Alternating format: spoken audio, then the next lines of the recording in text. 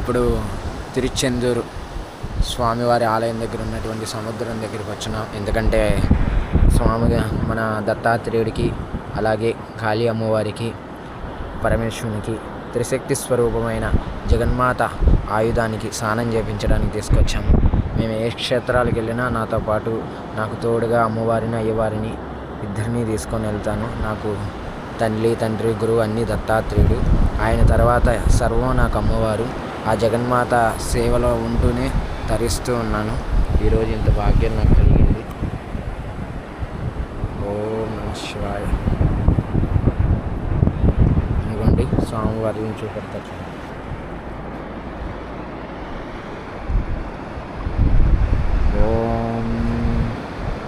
ఓం శుక్లాంబరధరం సువర్ణం చతుర్భుజం ప్రసన్నవదనం ధ్యాయేత్ సర్వవిఘ్నోపశాంతయే. అనేకదంతం భక్తానాం ఏకదంతోపాస్మహే.